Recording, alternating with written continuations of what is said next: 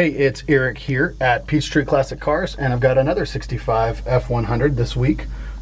Really fun truck to drive. This one's sitting on a C10 chassis, or S10 chassis, I'm sorry, and it's got a V8 power steering, 4-speed, and super fun to drive. So let's take it for a spin. It's a little shop truck. Somebody put the key over here to get it started.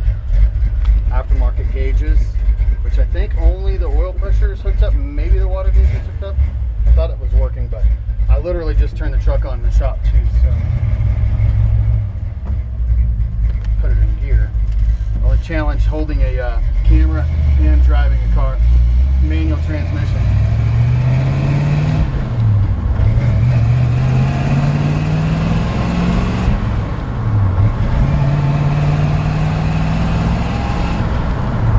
Stout clutch, shifts through the gears real smooth, got tons of power.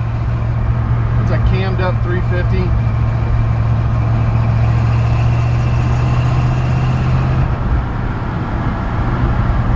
I'm gonna say I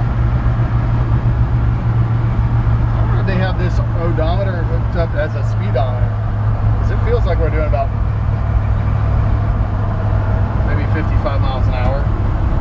I think they have the odometer hooked up as a speedometer. That's actually kind of cool. I've never seen somebody do that. It's awesome. Maybe not though, I can't tell. It's a little weird. Oh, you know what it is? It hasn't been zeroed out. Nah, never mind. What it is it wasn't zeroed out. Yeah, anyways, so that probably really is the odometer. I knew I was talking crazy. Hold up here.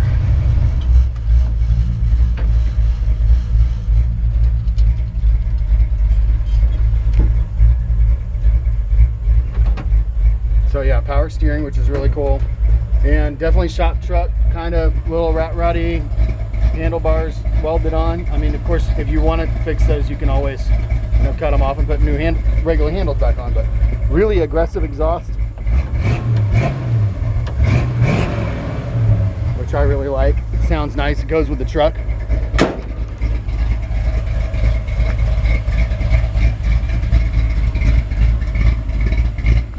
So they put it way down on the body, on the chassis.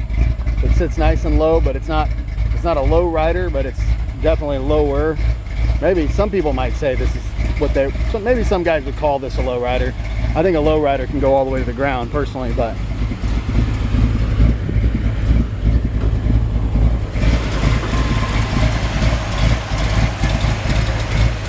nice hoppy engine. Inner fender wells taken out so that the tires can travel. I've seen some guys do various things in here to protect that if you want to.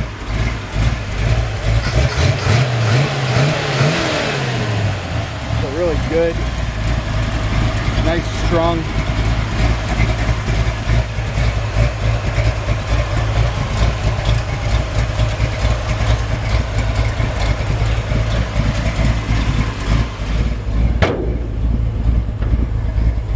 Strong engine. I'm going to turn it off because it's always easier to hear when we are talking with the engine off. Nice straight body overall, and definitely, like I said, shop truck style. Front bumper, with the paint flaking on it. Overall, I'd say the body looks pretty straight as far as dents and things like that. I mean, if you get right up on it, there's a couple of little spots, and then of course the paint is just, I mean, listen, you can hear my hand going over it. It's a little rough, and I absolutely love it. The trim holes are there. I've seen a guy put just little stainless steel screws or bullets, things like that, along the side. So I didn't want to do anything. I don't have the trim. I didn't want to order the trim and put the trim back on this truck because I don't know what this is one of those ones where we always say, I have no idea what the next guy wants to do, and I don't want to do the project for you.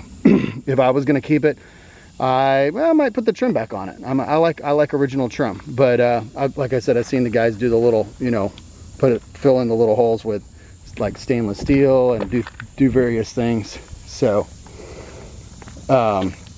little rust back here in the tailgate. And it Use two hands to do that. But under here we've got the fuel cell, and this is the way that the bed's been built up. Could have been done a little bit differently if it had inner fender wells here, but it doesn't. So the fender wells were taken out. But I actually really think it looks cool. You know, I mean, it is what it is. It's kind of a shop truck. Actually, the last one I sold similar to this had a real similar bed.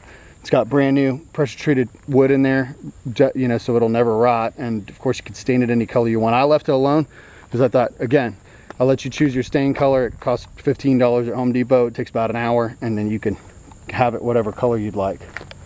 But going around it, pretty minimal rust. A couple little spots, you know, like I pointed out. Bottom of the door, a couple spots here. Original fuel cell has been moved to the back. There's no holes here now. A lot of guys will put just that original cap back on here. Sometimes guys will weld and, you know, spot that in and shave it completely. So one of the kind of things that I think is kind of funny, but actually doesn't look that bad, is these are basically like Granny's curtains. Somebody recovered and actually sewed. They actually sewed this, so it wasn't just like they grabbed them. But this is like old curtains that have been dyed and put on. They're nice, rough and rugged. Little grandma's button there. I don't know, just little touches that I think are cool when it comes to like shop trucks and rat rods, you know. Tilt steering. Yeah, making sure that that works. I haven't had the truck long, and I've only driven it about 3 times. Typical spot of rust down here at the bottom, but the hinge pockets look good. And for me, you know, these few spots of rust on a truck like this, they don't bother me because I know this is a shop truck. You know, this is what you want, almost, in a sense. You want this kind of rough. Somebody had a light on top, and I might actually reinstall a little police light up there. That'd be kind of cool. You know, when I'm looking for a truck like this is what I'm looking for, if that makes sense. And you know, these little idiosyncrasies and things that they're fine, you know. So light switch is actually here as well, and the lights do work. I'm not positive if the turn signals work or not. I know this window rolls up and down. It's a little loosey-goosey. Probably could just use some grease and adhesive for the window, but I haven't had any problems with the windows going up and down. Just want to show, you know, things like that. So if we can, I'll scoot up underneath and show you the underneath of the truck. It's actually really solid. It's kind of funny. Sometimes I see these and they look a little, you know, they have a little shop truck crusty look on the outside. Of course, the frame's all perfect because it's newer, you know, probably from the 90s or something. But I mean, these floor pans are actually in very good condition. You know, some crusties and stuff, but nothing that I've saw when I inspected it up on the lift that was anything that was scaring me. You know, just surface rust. So I like it when I see a truck like this. It's got a great patina on the outside, and then you look up underneath it and find that it's actually really, really solid.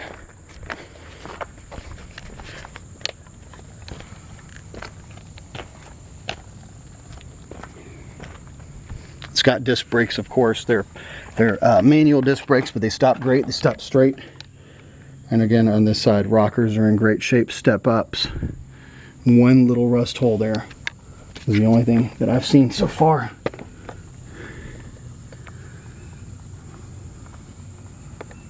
I mean, really great condition for the bottom of this cab. Nice and solid. A fun truck to drive. I mean, this is a residential area, so I don't get on them. But if you wanted to, you could light these. You know, you can light these tires up on this. I mean, it's got tons of power. It's got a nice cam, and if you romp it, it will romp with you. So, which is a lot of fun. I mean, I think that's a part of having a truck like this, is getting on it. You know, it's fun to smoke the tires. It's fun to, you know, show it off. Maybe put your shop logo or coffee shop or something on the side, or whatever you got, if you want to do some advertising with it. I just sold a truck almost just like this to a guy down in Columbus, who put his restaurant logo on the side and on the back, you know, eats and stuff, and had that all hand painted in, or done. Actually, I think he might have actually had it. It looks hand painted, but it's done by a vinyl guy.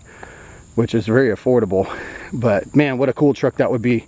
This would be to do something like that. So give us a call, Peachtree Classic Cars. We look forward to hearing from you.